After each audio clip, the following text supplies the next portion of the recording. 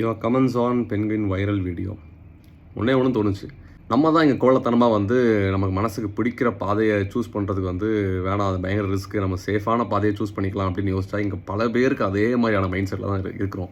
இந்த video viral ஆனது வந்து ரியாலிட்டி பார்த்தோம்னா அந்த பென்குயின் திசை மாறி போனதுக்கு வந்து வேறு ஏதாவது காரணம் கூட இருந்திருக்கலாம். பட் நம்ம அதுக்கு கொடுத்த மீனிங், நீங்கள் அந்த வைரல் வீடியோஸ்லாம் பார்த்தீங்கன்னா அது கீழே உள்ள கமெண்ட்ஸ் ஃபிலாசபிக்கலாக மெட்டாஃபாரிக்கெலாம் பயங்கரமாக அதுக்கு ஒரு காரணம் கொடுத்துருப்போம். உண்மையாக நீங்கள் பார்த்தீங்கன்னா நமக்கு வந்து ஒரு சேஃபான ஆப்ஷன் தராங்க, இல்லை நீங்கள் க்யூரியாசிட்டி சூஸ் பண்ணிக்கோ அப்படின்னு ஆப்ஷன் கொடுத்தா 90% ஆளுங்களால் வந்து நமக்கு தோன்ற பாதையை சூஸ் பண்ண மாட்டோம்.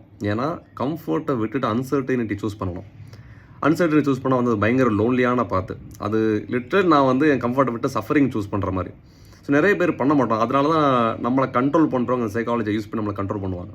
பட் நமக்கு வந்து அந்த கம்ஃபர்ட்டில் வாழும்போது நிறைய நேரங்களில் வந்து ஒரு உண்மையிலே வாழ்ந்த அந்த ஃபீலே இருக்காது, ஒரு லைவ்லியாகவே இருக்காது, ஒரு மாதிரி உயிரோடு இருந்து பணமாக இருக்கிற மாதிரி இருக்கும். ஸோ அதனால தான் வந்து அந்த பென்குயின் வந்து அந்த 1% ஆள் மாதிரி ஒரு க்ரௌடை விட்டுட்டு தனியாக நான் என் பாதையை சூஸ் பண்ணிக்கிறேன். ஓகே, டெத்து வரப்போகுது, எனக்கு பிடிச்ச மாதிரி நான் வாழ்ந்துட்டு நான் இறந்துக்கிறேன்ற மாதிரி மைண்ட் செட்டில் தான் எடுக்கும்.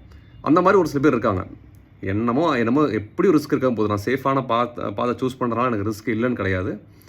ஸோ நான் இந்த பாதையை சூஸ் பண்ணிக்கிறேன், எனக்கு பிடிச்ச பாதையை சூஸ் பண்ணி டெத்தை சேஸ் பண்ணிக்கிறேன்ற மாதிரி தான்.